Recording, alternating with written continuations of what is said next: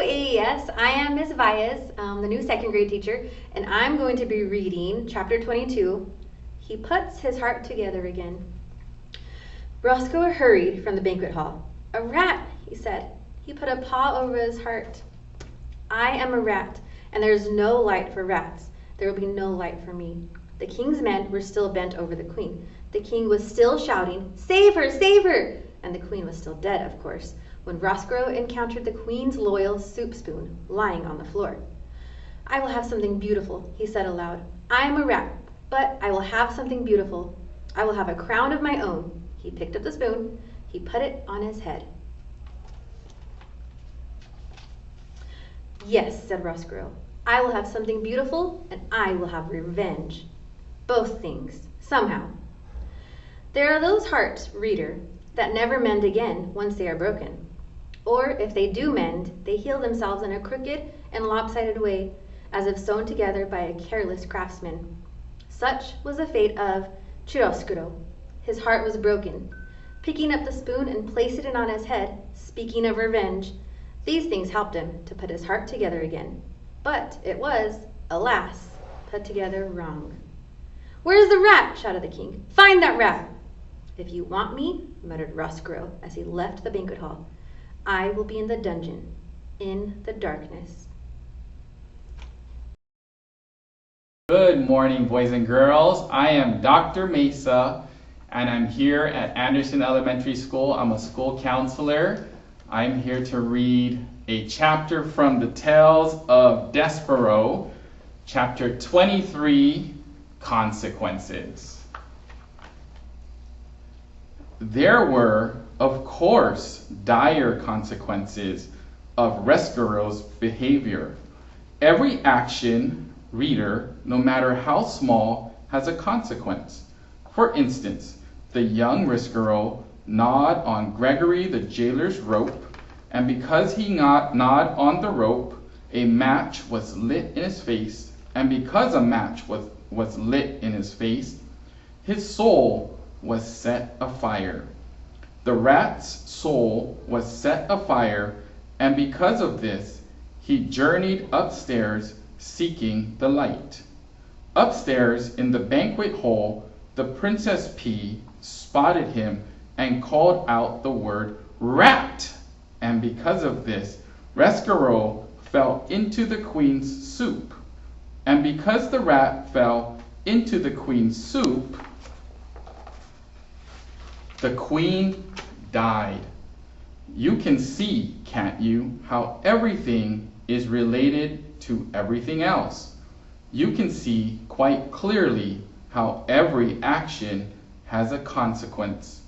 For instance, if reader, you will indulge me and allow me to continue this meditation on consequences.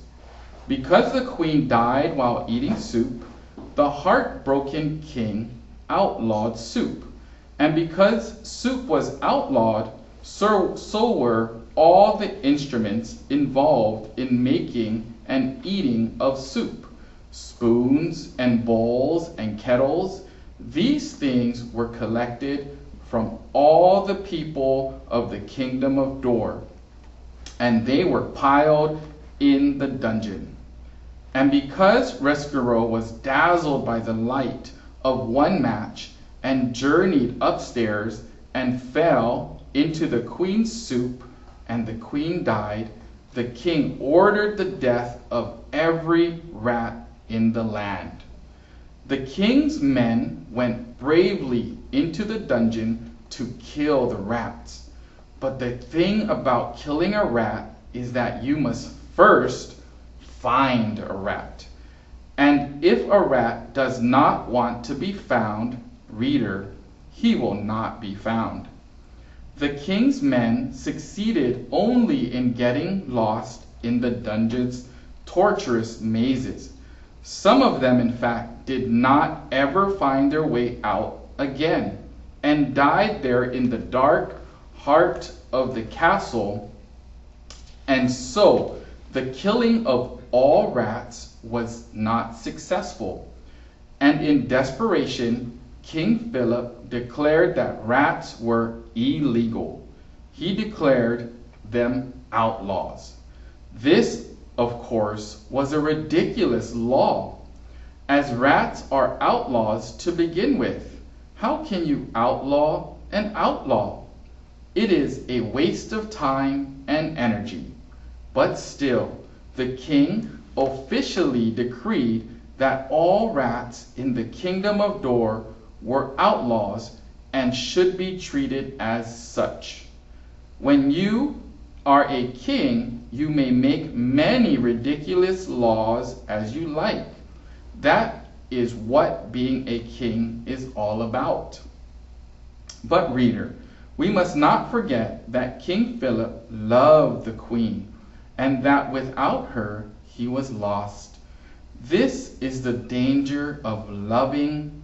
No matter how powerful you are, no matter how many kingdoms you rule, you cannot stop those you love from dying.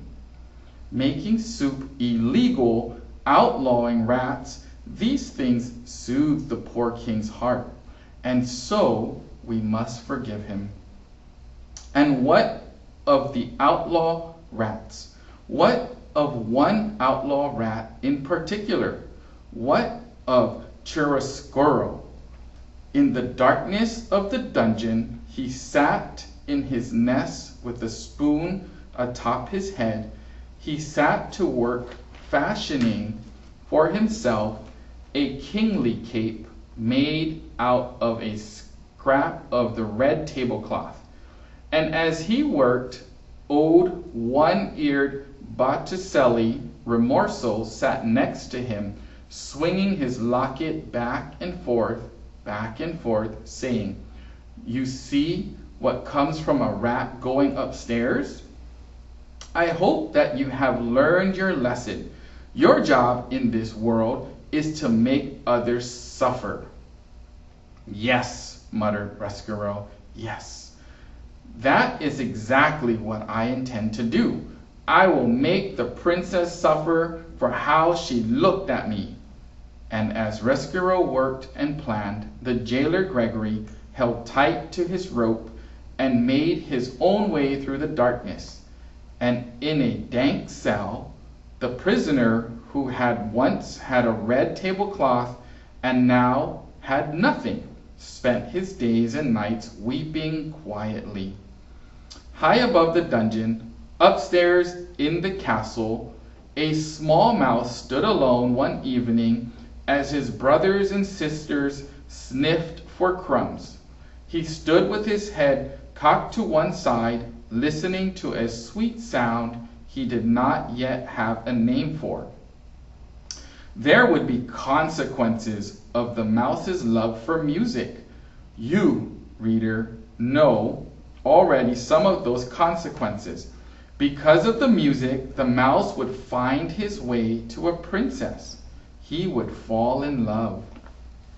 And speaking of consequences, the same evening that Despereaux stood inside the castle, hearing music for the first time, outside the castle, in the gloom of dusk, more consequences drew near. A wagon driven by a king's soldier and piled high with spoons and bowls and kettles were making its way to the castle.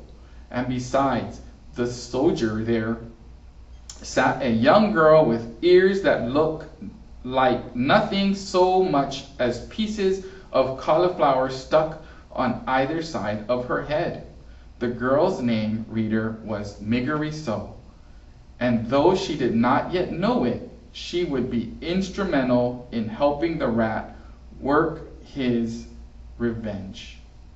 This is the end of the second book. I'm done. I can't wait to see what chapter 24 would be like. Thank you for listening to me read this chapter to you. I hope you enjoyed it as much as I did. I'll see you later. Bye.